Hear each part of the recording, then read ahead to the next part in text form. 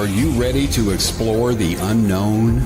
Dive into the world of the strange, mysterious, and unexplained with Eerie Expeditions magazine.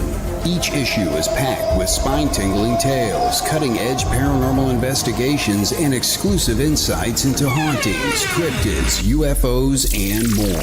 Whether you're a seasoned investigator or just love a good ghost story, Eerie Expeditions magazine has something for you. Join our growing community of truth seekers and adventure lovers. Subscribe today at EerieExpeditionsMagazine.com and unlock the secrets of the supernatural. Are you ready? That's EerieExpeditionsMagazine.com, where the extraordinary is just a click away. Dare to discover.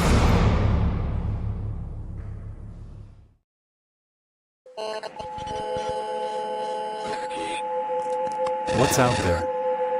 What creates the shadows in the corners or the creatures of the dark? Who are those on the other side? What do they have to say? This is the Gateway Podcast. This is not your normal style of paranormal talk radio.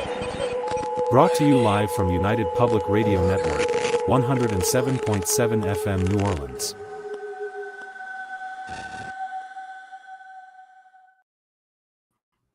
Hello, everybody. How are you?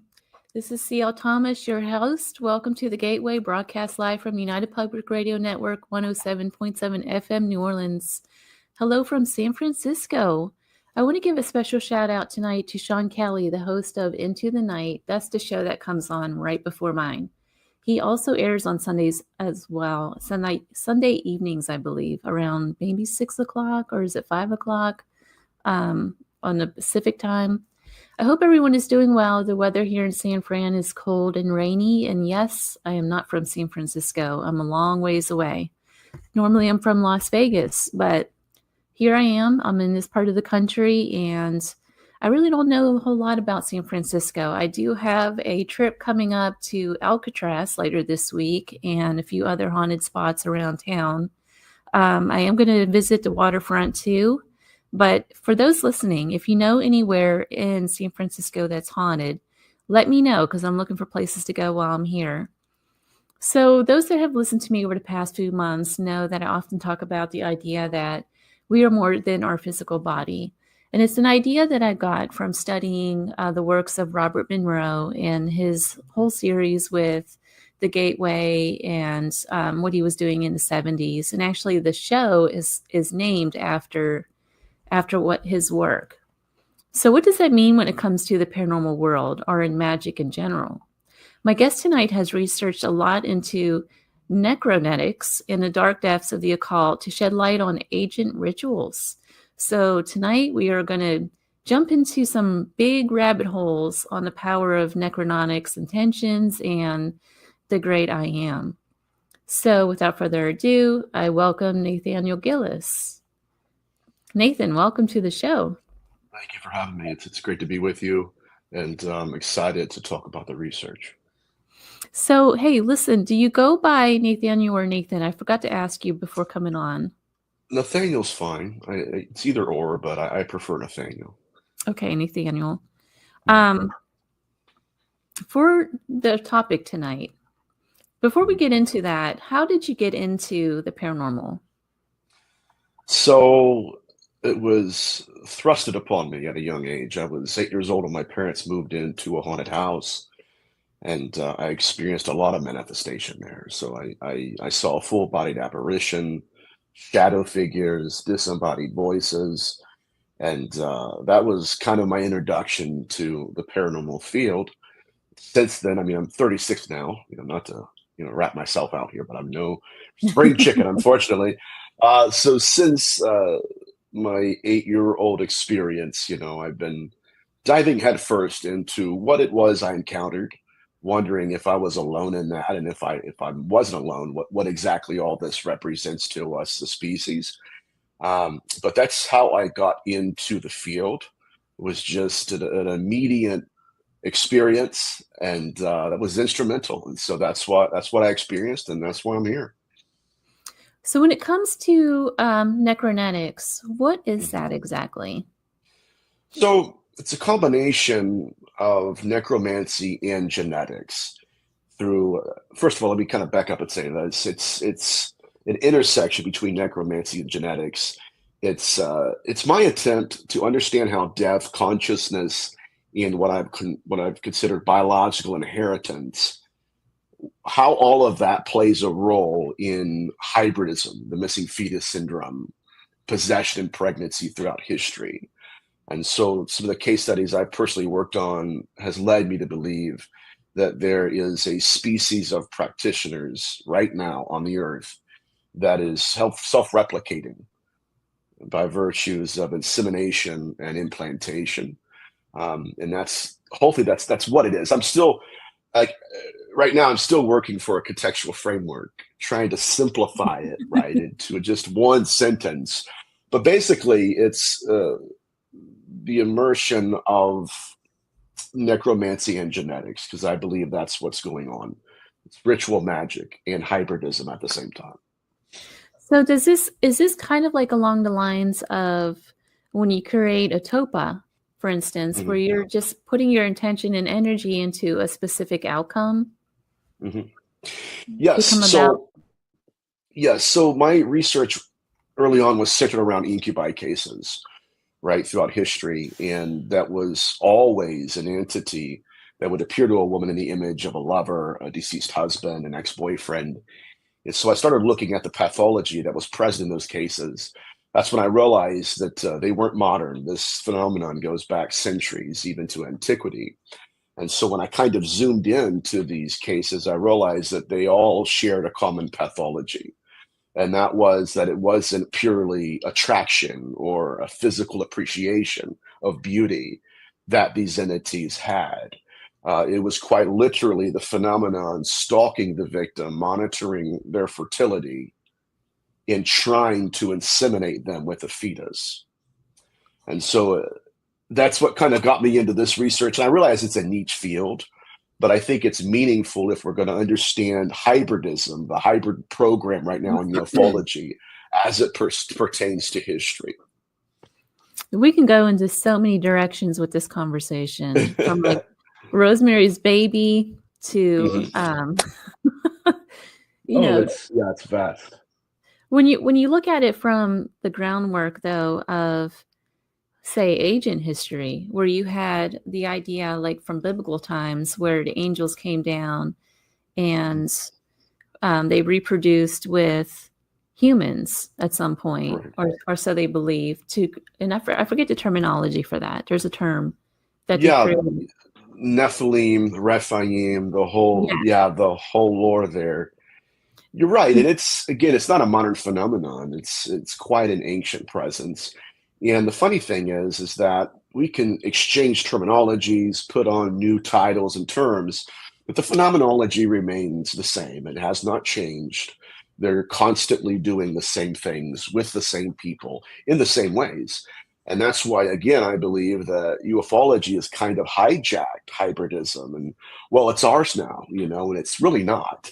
Even it doesn't even belong to demonology for that matter. It's an ancient phenomenon.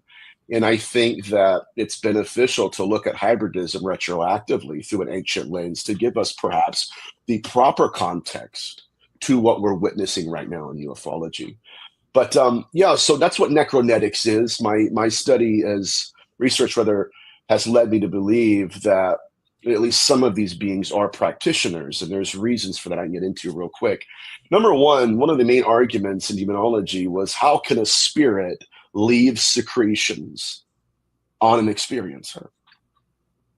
That never made sense, and demonologists could never come to a conclusion because there was no data set for that, right? How can an ethereal entity, leave secretions on an experiencer? And then you also have case studies where the secretions left on the experiencer were accompanied by sigils on the skin, sometimes underneath their eyelids.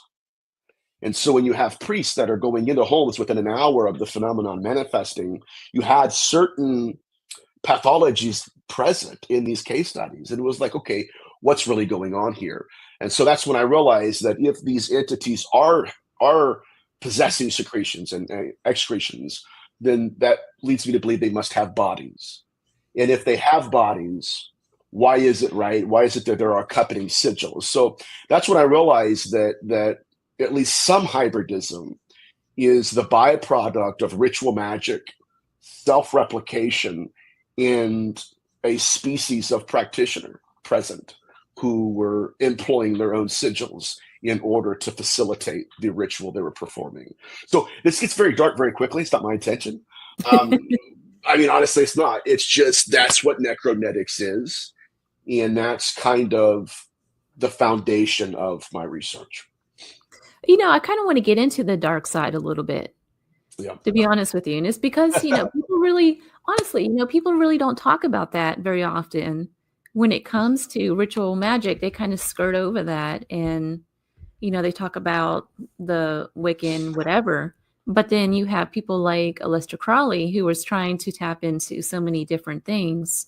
You had, you had the Nazis back in the 30s and 40s who, were they playing around with this stuff? I kind of think they were, because they were genetically trying to wipe out an entire race and create a master race. And they were using the occult to some extent to learn a lot of that stuff. So it's interesting. Oh, yeah. Yes, and I think it does play a role in the phenomenon we're experiencing today. See, a lot of people, again, and I'm glad to be on your show, and I'm thankful that you are authentic enough, right, and confident enough to actually talk about this, because people don't want to. And I've long wondered, like, you can go to these different streaming services and they have all kinds of subject matter. Oh yeah, they never really want to dive into the nuance of the phenomenon. And they kind of want to separate the occult, ritual magic, ceremonial magic from ufology even. And that's like kind of what I've been wanting to do, is to say, listen, in order for us to get a proper understanding of what we're dealing with, we have to go back and ask deeper questions. And one of them, again, is why is it that ritual magic, ceremonial magic, is a feature in the phenomenon and not a bug? Why is it, right, that George Hunt Williamson was using homemade Ouija boards in order to contact extraterrestrials, right? Why is it that Albert Bender was building altars in his attic? Altars. That's interesting. A religious artifact, yes, in order to contact entities that called themselves aliens and extraterrestrials. And so the phenomenology is very strict, and it's alarming. Whatever these beings are, they do respond to ceremonial magic. And we're getting to some case studies here in a little bit. How much time do we have, by the way? Are we doing an hour or? Oh yeah, we have about an hour. So about 7:10, they'll kick us off. Okay, that's fine.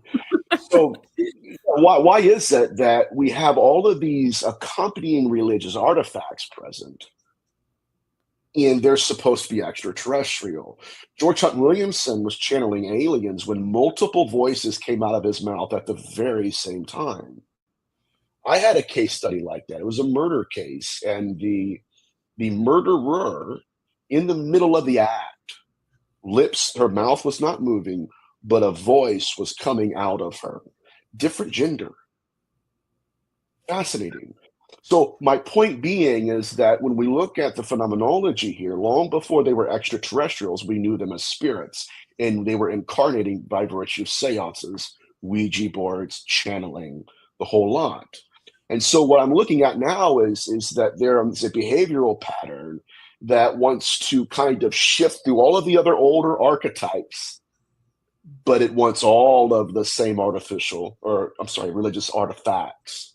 So it wants to be an extraterrestrial, but it wants ceremonial magic. It wants to be alien, but it also will respond to altars.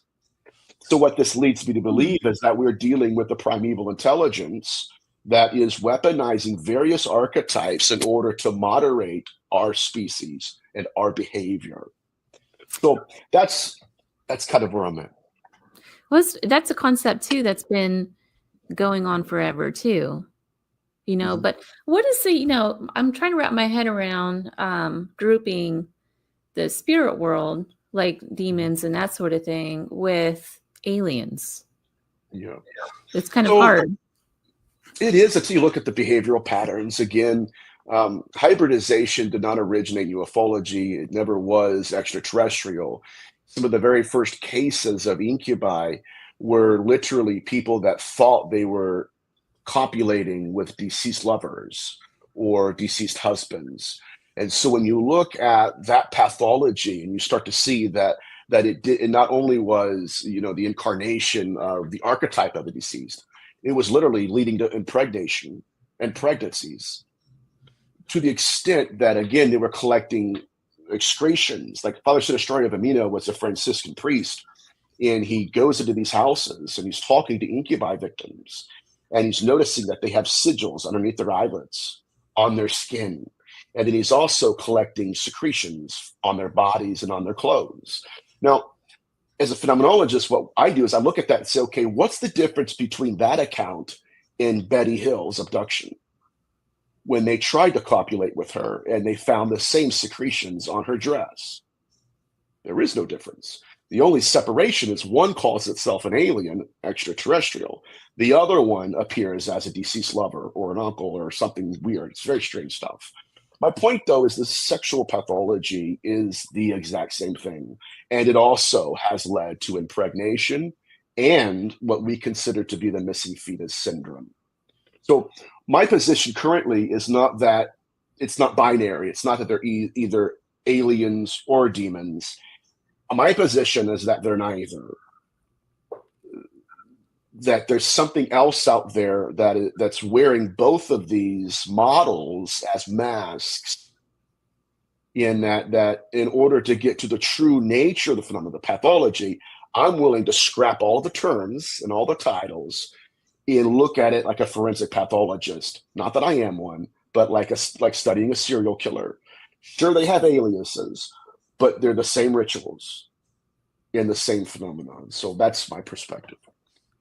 Are there people right now who are practicing these rituals, and what's the outcome? Are they trying to create a different form of human race that's more powerful in some way? Is that the idea? Yes. So all of my research, like Necronetics, is centered around certain data sets that I've encountered in these case studies. Number one, this is interreligious and cross-cultural. I've had cases an hour and a half from here. I had a case in India, same pathology. So essentially what occurs is that let's just say there's a woman. The phenomenon monitors her fertility. It knows when they've had hysterectomies. It knows. I don't know how. It does. Essentially, what will happen is an entity will manifest to the experiencer. It will induce them into a dreamlike state. And these are very important data points for everybody that's watching and listening. Induces her to a dreamlike state. It will appear as the husband or a former lover. They could be deceased or not. Doesn't really matter. And then it will kind of groom them into sometimes consensual, sometimes non-consensual relationships. Now, it would be so much like a nightmare that the experiencer thinks there's nothing to this, right? It's just a dream. Might as well let it happen. By the time the entity manifests, it shows up, right? It wears the interface of the husband or deceased lover. And then at the moment of insemination, it will stare into the eyes of the experiencer and then shapeshift into what it really looks like. Now, this is first described in Gnosticism in the Apocrypha of John. It talks about a species that was trying to self-replicate through the womb. It says that they manifested in the images of the husbands, but at the moment of conception, changed its shape, stared into the eyes of the experiencer. The goal, again, this is fascinating, it was an obstetric tradition. They believed that whatever man the woman was focused upon at the moment of conception, she will bear the material image of that entity as a fetus in her womb. And so it was the literal imprinting of the apparition into the biological avatar, which is the fetus. And so now you have this kind of archaic argument of the husband not being the father. the entity being the father. And so now you have the fetus whose literal body is identical to the apparition that fathered it in the incubus encounter. Is this the story of Jesus? That is a question I'm still wrestling with. You know, because if you look at that teaching, he was always saying, right, when you've seen me, you've seen the Father. Why is that? Mhm. It's quite possible that this, in fact, did take place, and then there was some kind of correction, right? That's the only way I could think of it, a correction in the Bible to where it was, if you're going to incarnate in this dimension, I am too, in the same way, right? That's the only way I can rationalize it. But all of those are present, and even down to the occult transference, which is what I believe as well. And I believe 100% that's why these incubi cases, again, they're not just the insemination and the secretions.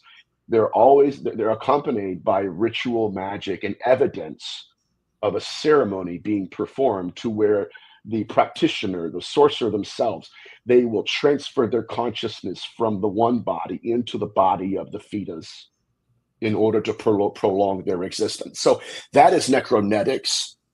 And necronetics is both the self-replication and the self-multiplication of the occult practitioner. That's what I believe is happening. Do you have any research at all that Aleister Crowley was into this? 100%. Yes. He was trying to create what's called a moon child and again, using sex magic and chaos magic. But at the very end of his life, his son, how can I say this?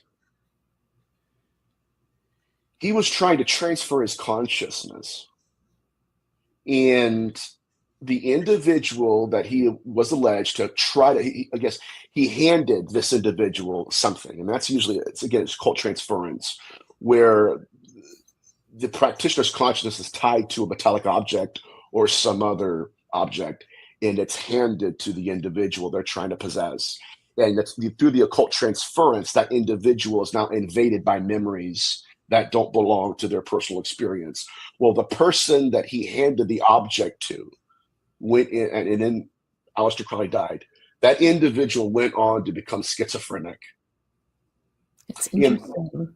Yes, and again, it's called both the red rite and the ultimate black mass. But what I'm looking at again is not the self multiplication of the sorcerer, but the literal fragmentation of their own consciousness to where you could have one entity, right, that is possessing multiple clones at the same time, creating replicas of the original prototype. And so this is what I believe is happening. And I think that this is evident in the pathology of possession, right? So possession throughout history, usually dominated by the Vatican, usually dominated by Catholicism. But if we took a multidisciplinary approach to it, we start to see the phenomenon start to emerge. And the evidence suggests that possession was not just the relocation of consciousness, but it was the attempt at the replication of life. I'm possessing a new avatar. And so that's why when you have cases like, okay, I'll give you one for instance. Okay, in the 17th century, they're called the Ursuline possessions. And it was a Catholic convent where, again, an incubus starts to appear to the nuns. And it used the same old archetypes. Like one individual witnessed her old confessor, one of her favorite priests who had died and went to the other side, began incarnating to her. So she's entertaining this priest, right? Thinking, okay, you're familiar, I'm safe with you, you're just an apparition, up until it started to do some very bad things to her. Is this okay? I don't want to get too crazy. Oh yeah, no, this is perfect. I love this. Okay. So right not just that, right? So she starts to talk to her fellow nuns about this. She's like, I don't understand this, but it appears as my favorite confessor. but its behavior is completely antithetical to that individual. And so, sure enough, from that moment on, other nuns are coming forward saying, by the way, I wasn't going to say anything, but my favorite priest, one that was actually in the convent, right, that was the leader of it, he had died like 10 years prior. Now he's manifesting to them. And so the fascinating thing about this, at least one of them, is that you have two different priests manifesting in the same convent. But And both of both these of them priests both of them had passed on. Yes, absolutely, Okay. absolutely. And so they were both allegedly different entities, which again, this teaches us about the pathology. Allegedly different people in life, and yet when it got down to the pathology, they were doing very bad things to people, women, and they were doing the same things. And so that's when they started to ask the question, right? In demonology, is this the same entity that's masquerading as various archetypes? Now, another common pathology in necronetics is that I don't want to say it like that, to copulate with leads to an act of possession. And so it wasn't just the bodily invasion of a physical object or something, it was literally the commandeering of their consciousness.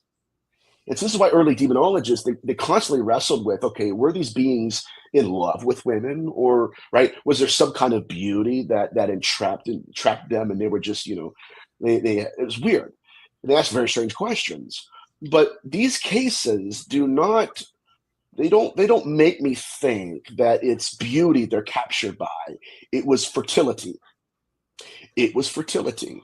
And I have cases that suggest that even as young as women entering puberty, one case is a 50-year-old that emailed me, and we talked for a few days about this, where she had been taken from her youth, and these beings were trying to replicate with her, right? She has dreamlike nightmares and just, visitations in the night. And she had a lot of gynecological issues, as they always do, these incubi victims. It's awful. Anyway, so one night she said she had just had surgery. She had a hysterectomy. Goes to bed. Phenomena manifests. They start running tests on her body, and they realize that she had a hysterectomy, and they could no longer self-replicate. And that's when they began to abuse her and disappeared. So that's what they were doing with these nuns. Number one. Number two, and this is perhaps the most important, it was not different entities. It was a singular entity that was masquerading in the convent as both deceased priests. Let's take it a step further. After the original masquerading of the father, it began to distribute its consciousness among demoniacs in the convent. So now it's actively possessing these incubi victims. It's not just inducing them in dreamlike states. It's not just the physical scarrings and markings on their bodies. Now they're being possessed by the entity that had accosted them in the night. Oh, wow. So we're going to kind of unpack all of this. But my point is, there is a common pathology that's universal. And it's a very important note. Like, this is not the figment of their imagination. These are not the result of what people called external or internal pollutions, right? I'm manifesting this because I have repressed fantasies. No, it was an entity. And the goal, again, leading the evidence, when you have secretions left by the entity, along with sigils on the skin of the experiencer, what that entity is trying to do is transfer its consciousness from one object, one body, to another. And I 100% believe, and we'll get into some cases too, that the object he's trying to transfer into is the very fetus he is inseminating them with. We're going to pause for just a second so we can get to some of the comments. Joe Fox says hello. Kara, I think Qualqueer, I think that's how you pronounce it. Everyone hugs from Brazil. Nathaniel's topics are really interesting, and his perspective highlights the intention and identity behind a phenomenon. Kimberly says hello. Mama Wooden. Hi, Nathaniel. Spiritists who maintain altars or bovadas often do see fluid residues in the glass of water. And then we have Sean is on. Hi, Sean. His show comes on right before mine. That's who I was talking to into the night. And then River says, good evening. And Joe Fox says, this stuff scares me. It kind of scares me too a little bit. And that's it for our comments so far. But, you know, I kind of want to ask a question. It might be a little off topic, but and I'm really sorry if it is, but I once saw a guy, and this was right after Katrina. I was walking around New Orleans, and I was down in, I think it was the 7th Ward. They were getting ready to knock the whole thing down, bulldoze it. And the people were in there trying to take their stuff out. There was one guy who was a voodoo practitioner, and he was writing sigils on the side of the house because he wanted the spirits.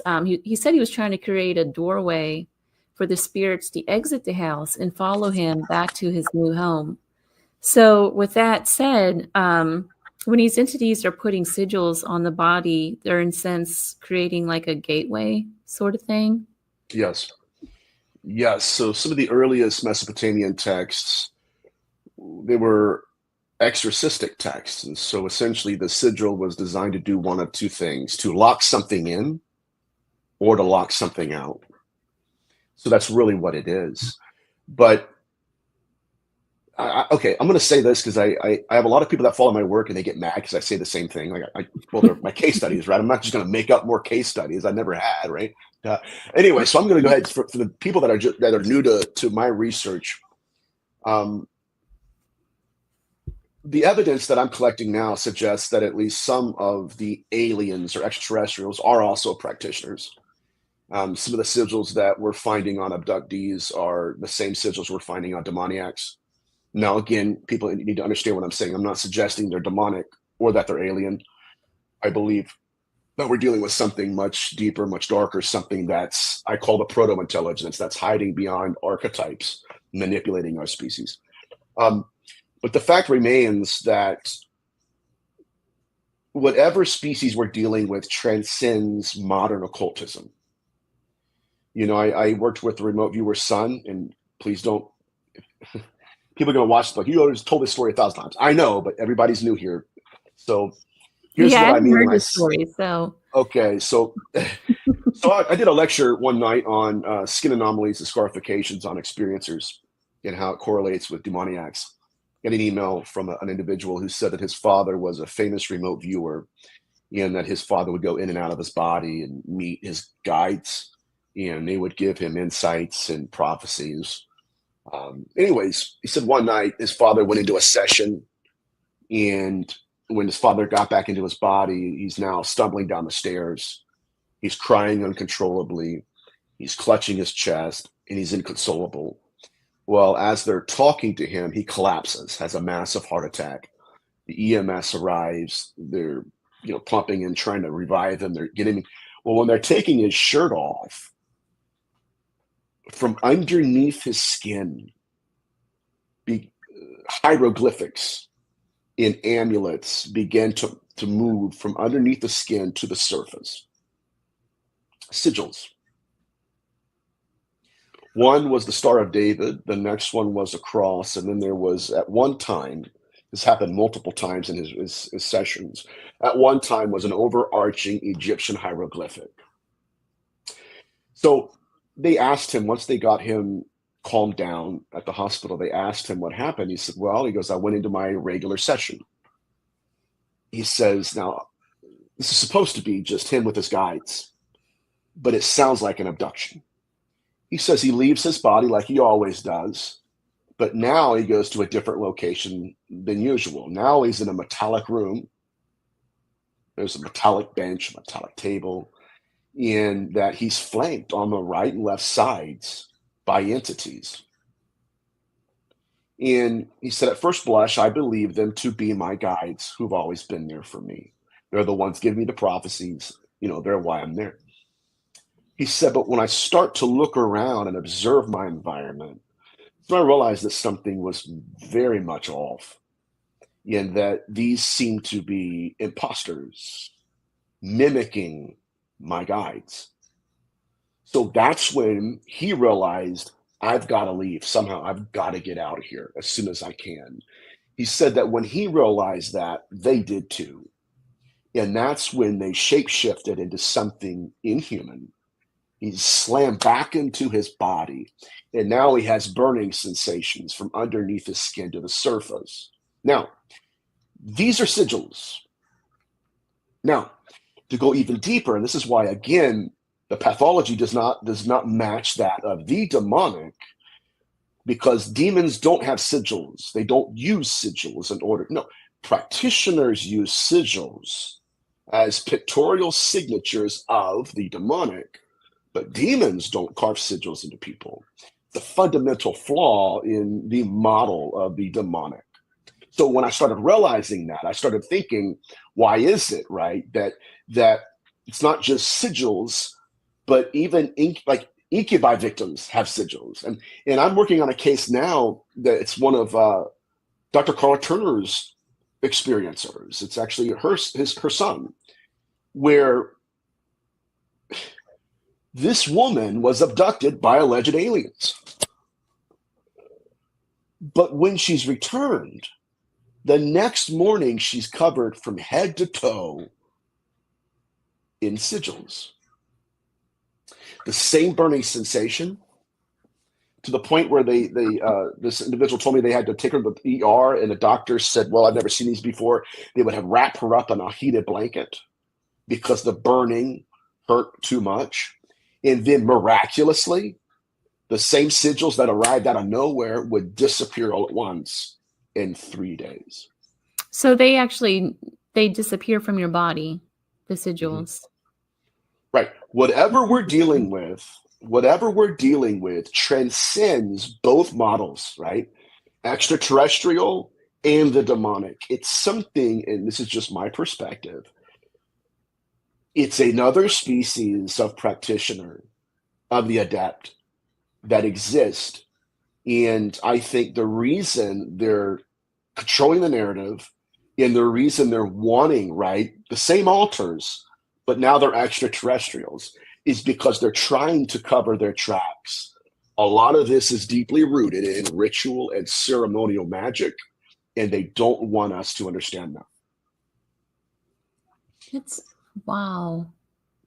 But can people use this instead of trying to tap into this energy to change the human race or whatever it is that they're trying to do? Do they tap into this for another reason, like say to get some kind of technological advance? I'm thinking of the case with who's that rocket scientist, that Jack Parsons? Oh yes, yes, Jack Parsons, JPL. Yes, 100%. Yes, when he was wasn't he into the occult, and he was trying to create a rocket at one time, but also there's documentation where he was trying to actually create a woman for himself, basically, like a lover or something. This is in the 1920s. I can't remember. Yes, so that during their sex magic they would create something else. Right. And so what we're looking at here, and this is another common fallacy in the field, is that science and spirituality are mutually exclusive, right? They're a dichotomy, and that doesn't seem to be what we're witnessing right now. They're not a dichotomy, they're a duality.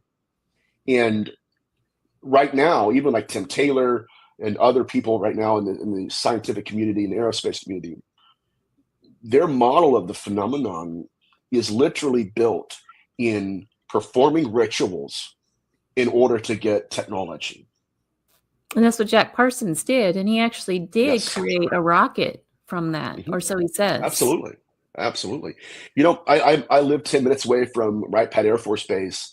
In the 1950s, there were groups of practitioners at the Air Force Base. And what they were doing, this says a lot about the phenomenon, by the way, right?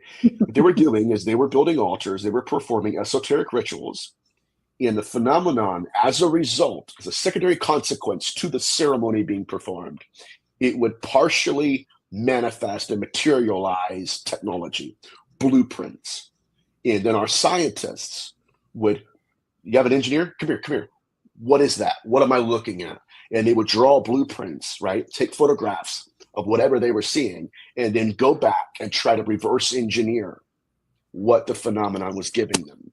And so I'm to the point now as a researcher where I've kind of bled through all of the archetypes, right? I don't believe these are extraterrestrial, extraterrestrials that are using ritual magic on people. So I had to adjust my worldview. And in order to do that, I had to abandon the dogma to embrace the data. And the data suggests, it's pattern confirming data, that whatever we're dealing with is not just tied to the occult, but they in and of themselves are a species. They're a species of practitioner. And the magic and ceremonial sorcery, if you will, that they're performing on us, the species, is transcendent. Whatever we have, I mean, I've collected sigils over the years, and some of them match what we're doing, like not us, obviously, but practitioners in this dimension. Whatever they're doing, it's almost as if they're performing the ritual on the soul itself. And then when that soul gets back into the body, the body begins to manifest the sigils that they used on the soul. Now, whatever that is, I don't even have a vocabulary for. I'm like wordless. I'm speechless. It's a lot to take in. It's a lot to take in. It really is. For the practitioner who is trying to tap into this energy on some level, does it become dangerous for them? Like I know Jack Parsons blew himself up. Lester Crowley kind of went crazy a little bit toward the end there, from what I read. But can it be, what happens to the person that's doing, and who are these people doing it? Is there a particular group of people? Yes, I think they're both in the government, and then there are also practitioners that are land practitioners. Okay, like when you get into some of these rituals of the Thelema and Crowley's magic, you start to see that there is again this emerging pattern where it wasn't just Lamb manifesting to Crowley, but Lamb was almost another interface of the phenomenon. And what practitioners are doing right now is they're going into the rituals and they're focusing on the eyes of Lamb. In focusing on the eyes of Lamb while performing their ritual, they will almost enter into his eyes themselves, and it's just very elaborate. But my point here is that there are no rules. Let me break this down. Early on in my career, when I was going into investigations, I would often encounter two things. Number one, a pervasive manifest presence in the house that seemed to play by no rules. And then I would go into homes and see scratches, 666, markings on the body. And it was almost like, oh my God, it's demonic, right? Horns and hooves. And so I started to think sheepishly, well, okay, this makes sense, that these were co-present entities operating in the same household. It wasn't until I started looking at the pathology that I realized that they were not co-present. It was a singular intelligence. I was just looking at it different. They weren't co-present. They were the same thing, in that one intelligence was wearing the archetype of another. And so when I'm courting the demonic hypothesis, here's a demon, let's go, he's going to play by demonic rules, ta-da, here's what I got for you. That's when I noticed the shifting, boom. Now that proto-intelligence manifests, and it plays by no rules. Even the ritual magic that we're seeing today, like within like 1952 here in Dayton, Ohio. What started happening was that they would draw circles of salt, hoping that the entity would stay within the circle. Why? Right? Because that's what they were told by the phenomenon. And then by the time they went through their ritual, the phenomenon incarnated, right? It switched archetypes. And now the proto-intelligence that had courted them as a demon led them to believe, communicate. When that happened, it switched archetypes. And now whatever incarnated in that circle of salt had no rules. Just like the entities that took out Jack Parsons. They didn't play by those rules, right? So they're not co-present. It's one phenomenon wearing another archetype. And then by the time we interface with it, it just switches eyes, switches hands, and we're left interfacing with something we really have no concept of. So what happens when you take this magic on a grander scheme, like say the Nazis were doing some sort of occult practice during World War II? There are records of Hitler and all those guys tapping into the occult. They were using places like Huska Castle out in the Czech Republic. If you've ever heard of Huska Castle, there was a lot of occult. There was like an entire occult library in there that they were using, and they were actually doing rituals in there to try to win the war.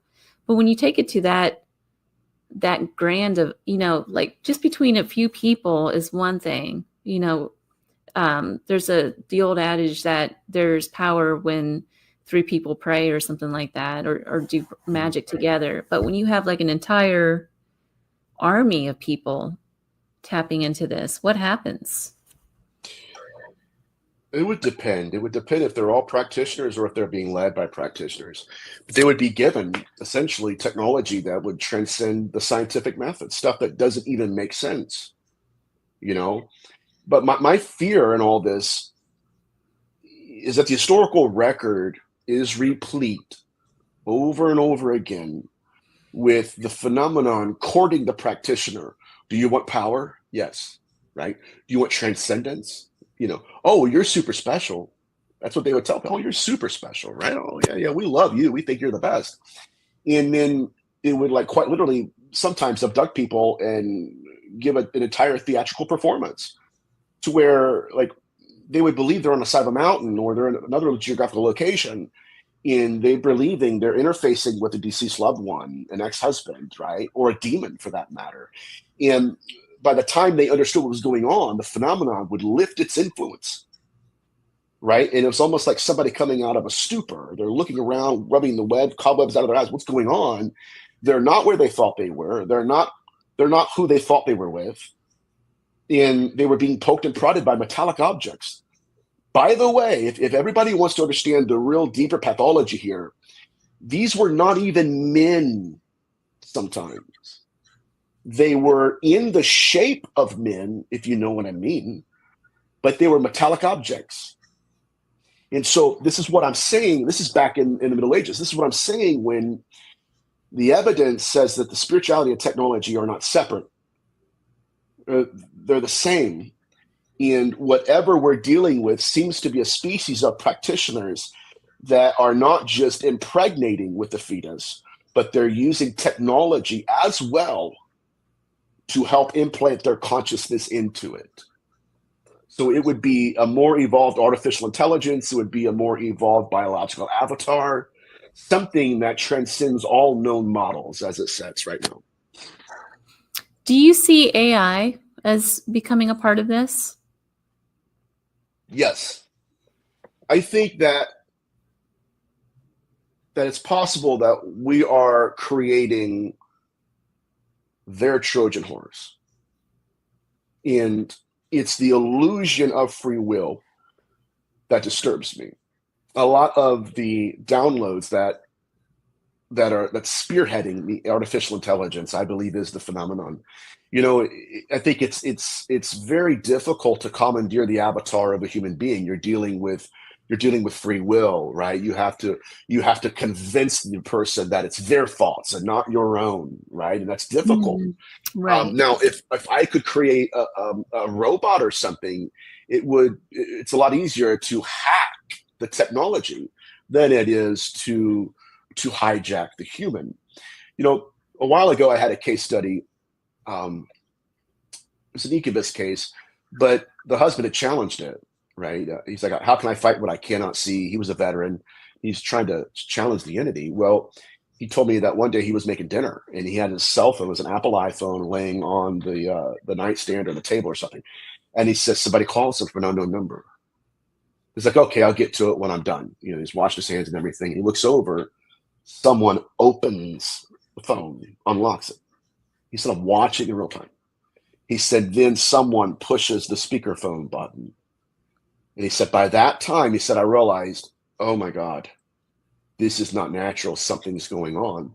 And it called him, opened the cell phone, pressed the speakerphone button, and began to communicate to him through the phone.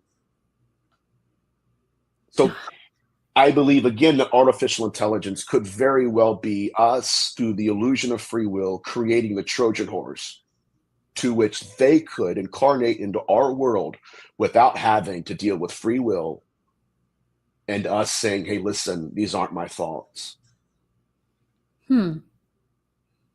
So once you have a case where the person's impregnated and then they end up having a baby that is part of these entities, what happens then? What happens to that baby? Two things. If I it meant to ask that survived, earlier. yeah. So watch this. So if it does not survive, it's usually birthed, and this is absolutely crazy, but it blocks the memory of the experiencer to the point that they will forget they had the child. They will go to they'll go to the gynecologist for some issues. They usually have gynecological issues after this, and then they'll oh my God, you have scar tissue in here, right? Or there's something weird about this. Have you had a child? I don't believe I had a child at all. Your body, right, is telling a story that your mind has long forgotten, and so only through memory regression are they remembering what's going on. And you know what they're telling us? If it doesn't survive, it's birthed, and then they'll put it in the glass jar and bury it in an unknown location. And then the phenomenon will block all memory. They'll never remember unless they start having scarifications or gynecological issues. Even to the extent that Dr. Carla Turner, the late UFO researcher, incredible, she was her son began to be abducted, and she started freaking out. So she gets on the phone, calls his biological father to set up a meeting. Right, we need to talk about this. And so in the middle of this conversation, that's when her ex-husband, the biological father, says, hey, Carla, don't you remember, right, when you were pregnant and we couldn't figure out how? What? Yes. Right? You were bleeding. You had to go to the hospital, the ER.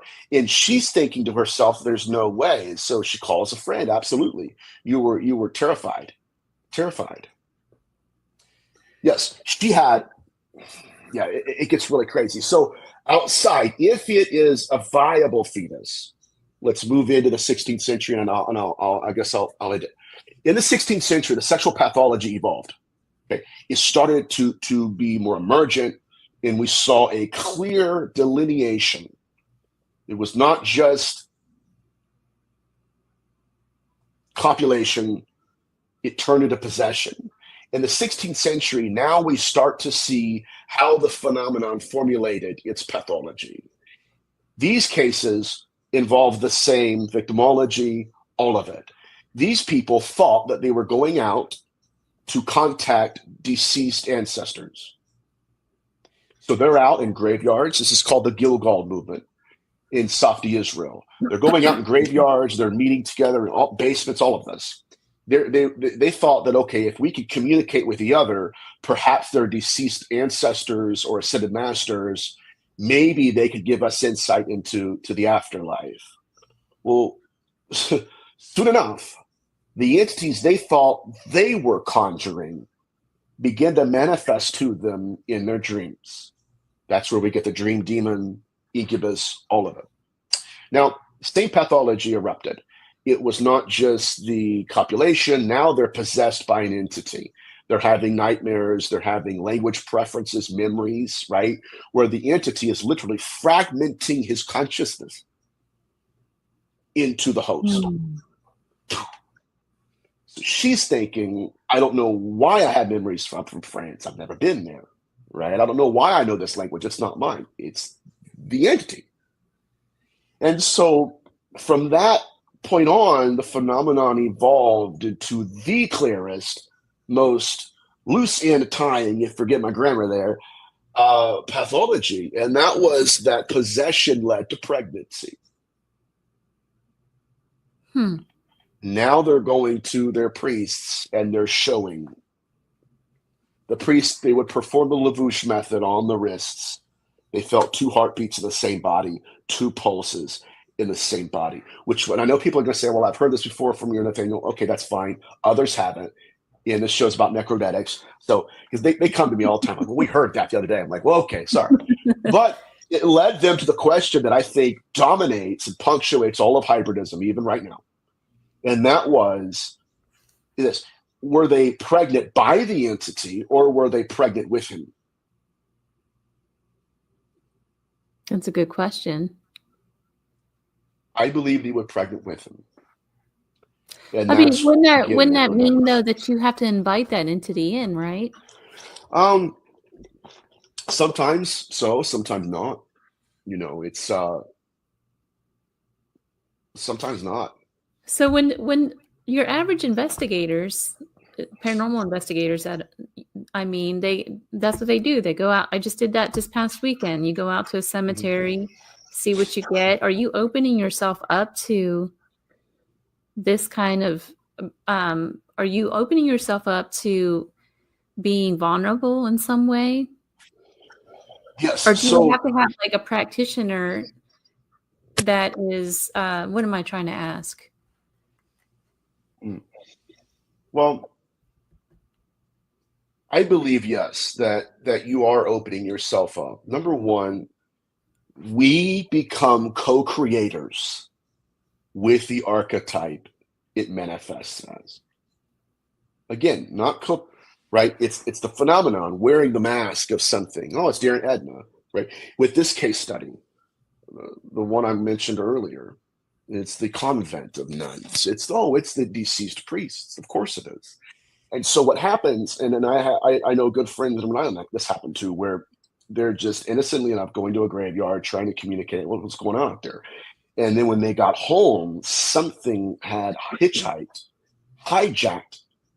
Now it's communicating to them openly. And so my point here is that it is dangerous because we believe, again, the phenomenon has convinced us, well, an apparition is who it appears to be. And this happens a lot where when you interface with that, it can switch. And that's when we realize that's never been Darren Edna. That's been something else that has weaponized the archetype, right? And along with us, co-creating the archetype it's manifesting as. And here's my point, I guess, is this. The phenomenon does that. It masks its appearance to hide its intentions. And once we start to interface with it, many times it'll take the mask off and we're left hanging out with something that we truly have no business entertaining, and we don't even know if we're supposed to know it exists. It's just there.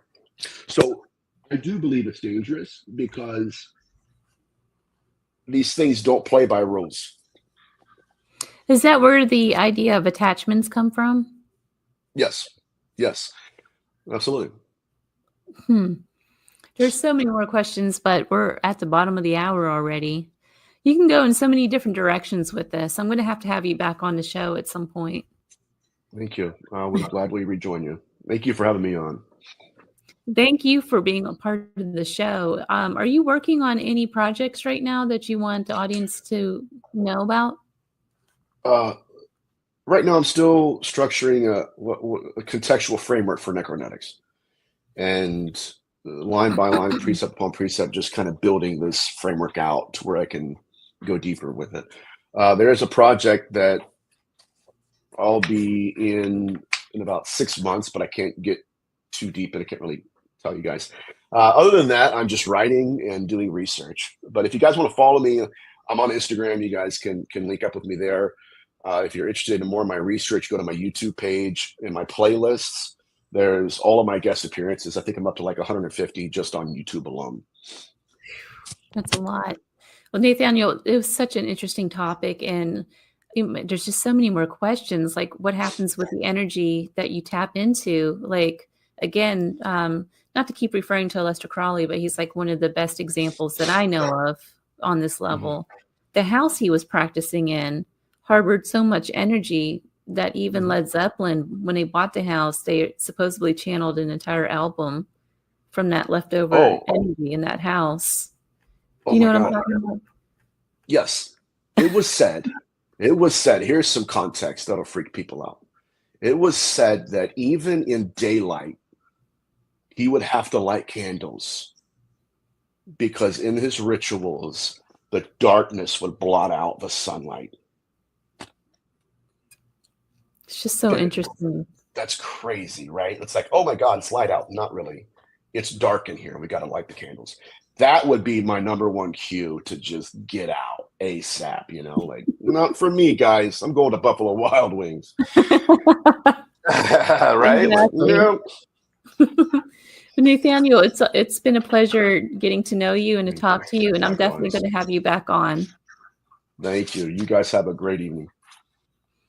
So you've been listening to the Gateway podcast, broadcast live from United Public Radio, 107.7 FM, New Orleans. So next week, I think I will be back in Las Vegas. I have another surgery, unfortunately, scheduled for next week. Been having a bit of a hard time, you guys, with an injury. So that's scheduled for next week, but I'm still going to have the show, and I have Patrick Gormley, I think is his name. I can't read my writing, but we're going to talk about healing the living and the dead. So that's going to be the topic for next week. So stay tuned until next time. Thank you guys for all of your support.